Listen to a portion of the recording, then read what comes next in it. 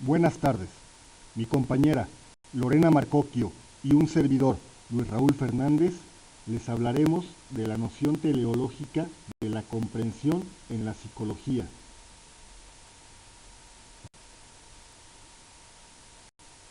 A manera de introducción, podemos decir que la gran disputa de la psicología ha sido la siguiente: centrar sus esfuerzos en la explicación o bien centrarlos en la comprensión de los fenómenos psicológicos.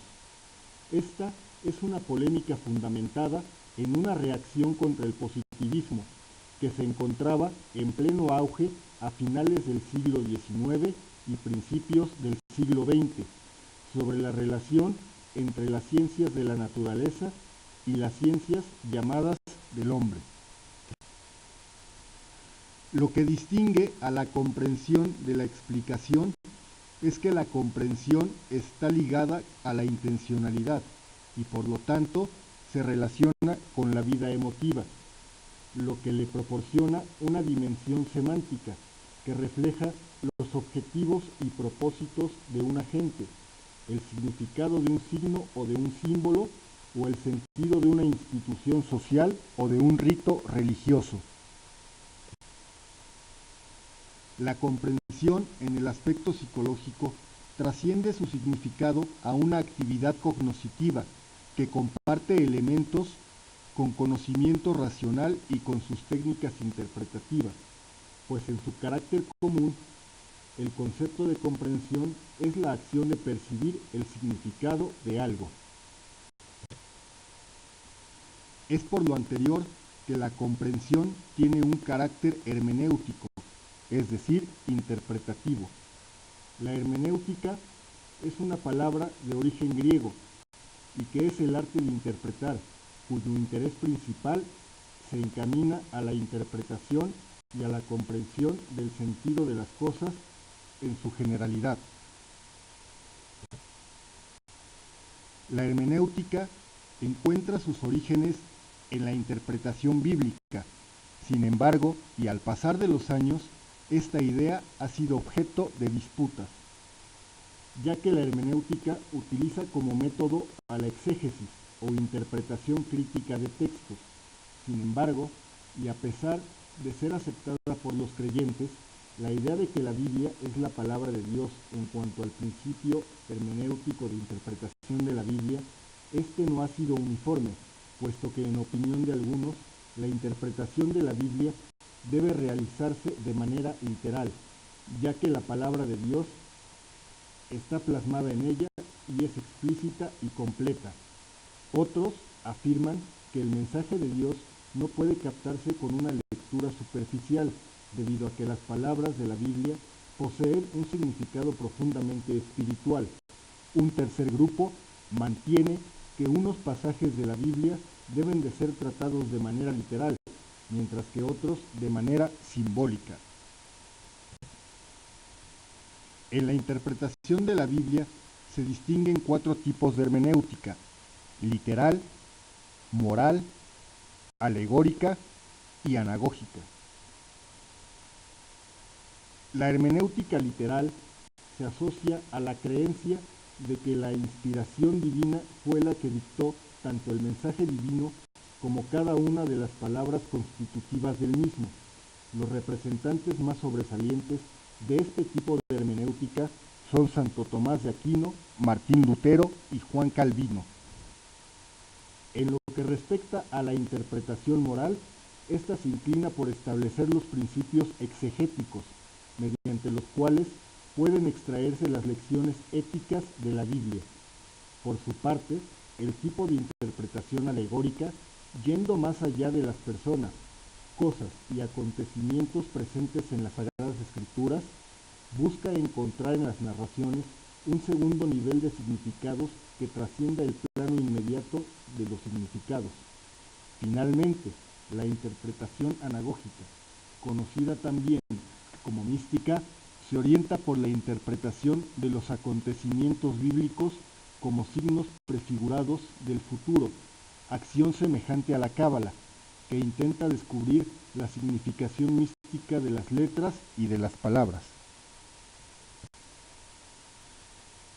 El representante más significativo de la hermenéutica es Santo Tomás de Aquino, quien trató de determinar la tarea de la razón frente a la fe.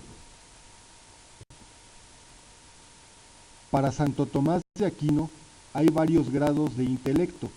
Es así que en una inteligencia más elevada se pueden captar mejor las cosas que en una inteligencia inferior.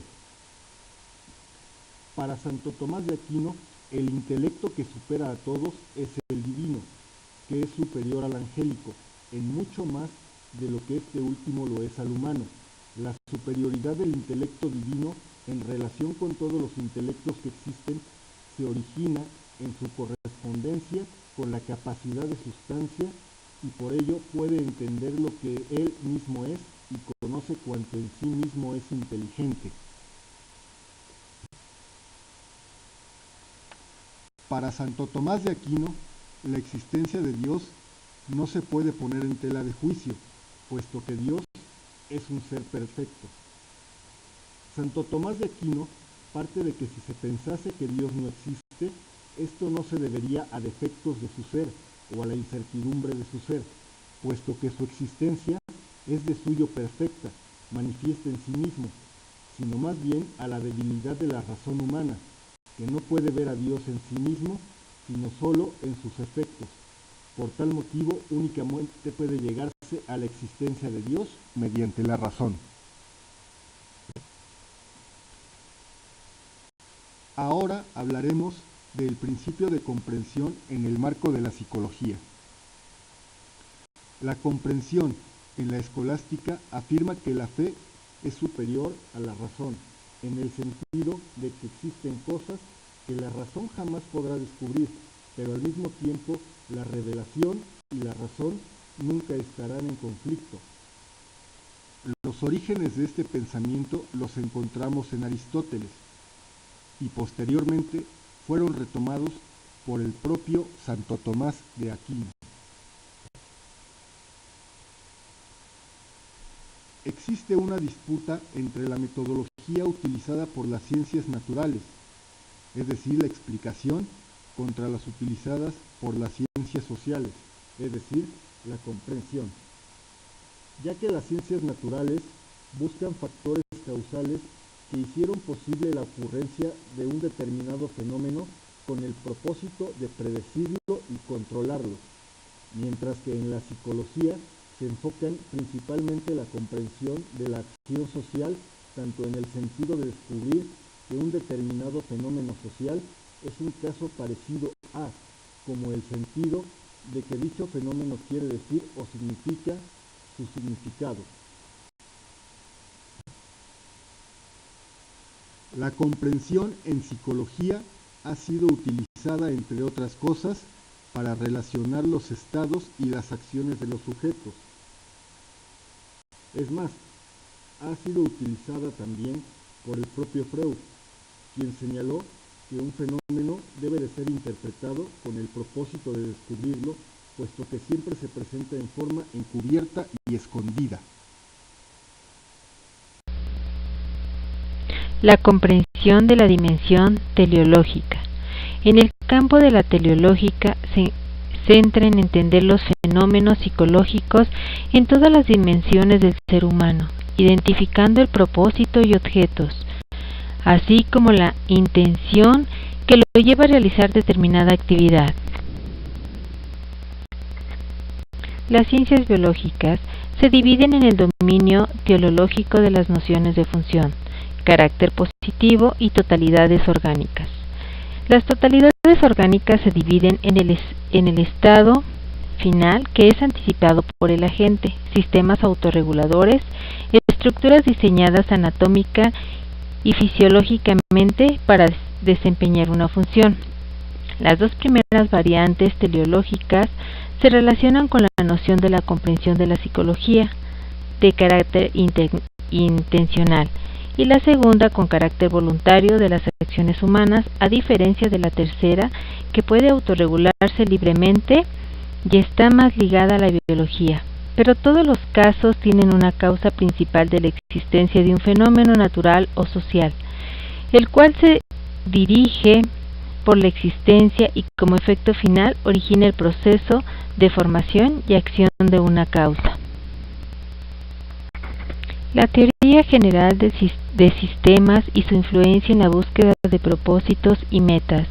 Ronaldo García identificó un cambio de concepción en la ciencia, la cual establece que los fenómenos que se manifiestan en base a procesos de evolución y cambios, no importando cuál sea su naturaleza. Los conceptos de sistema y estructura juegan un papel muy importante a diferencia de las estructuras de la lógica formal. La psicología adopta las funciones de las nociones de la función, de carácter propositivo y todas sus totalidades orgánicas. Los conjuntos organizados se dividen en físicos, biológicos y sociales. Estos tres a su vez se dividen en sus elementos, y sus elementos se dividen en moléculas, órganos, comunidades, individuos. Las estructuras son estáticas, no tienen historia.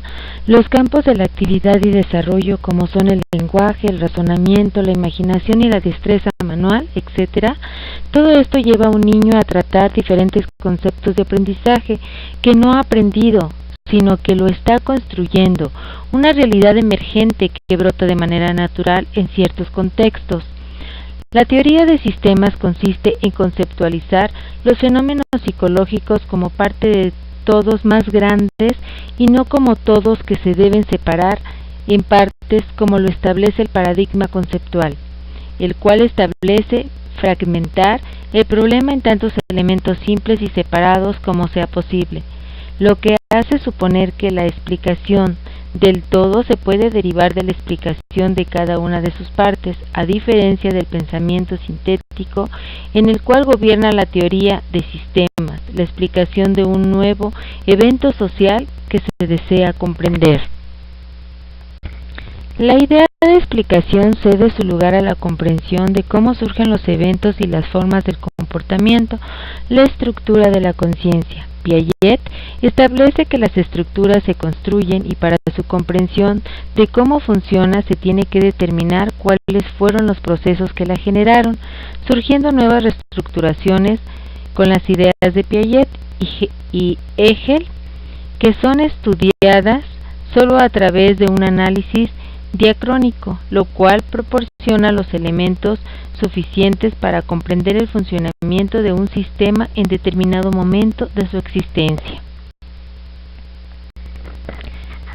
Las cadenas causales teleológicas en el reino de la comprensión. Tienen un gran valor la teoría de los sistemas en el campo de la comprensión de fenómenos psicológicos, procurando no contravenir los principios normales de determinación de la ciencia. Su tendencia consiste en conceptualizar los fenómenos psicológicos. El paradigma conceptual establece que estos son parte de un todo más grande y no como todos que se separan en partes. Autorregulación y retroalimentación en la ciencia. La influencia de los sistemas de control y de dirección relacionados con la retroalimentación y autorregulación ha sido muy grande en la noción de la comprensión de los fenómenos de la naturaleza y de los sociales. Su impacto se ha considerado una auténtica revolución, especialmente en las disciplinas relacionadas con el hombre, como son la biología, la psicología y hasta en la sociología. Estas ciencias naturales se pusieron como modelos para comprender las conductas humanas. Bungé afirma que las explicaciones derivadas del modelo de la caja negra generan explicaciones y predicciones de los fenómenos que dejan de proporcionar una interpretación de los mismos. No permite describir y asignar parámetros de un fenómeno. Autorregulación. Se divide en la conciencia. La conciencia a su vez se divide en libertad y libre elección, fuerza de voluntad y relación funcional. El autocontrol es la fuerza funcional. La primera concepción es más difundida y parte de la suposición. Es un rasgo de personalidad mostrando control sobre sus actos. Las ciencias físicas aportaron grandes avances al sustituir las explicaciones místicas por más racionales. Todo esto pone en relieve la relación que existe entre la conducta y el ambiente que rodea a un individuo. La retroalimentación es el sistema de autocontrol del ser humano que parte de las características biológicas. En la actualidad también abarca conductas humanas que se pueden considerar involuntarias.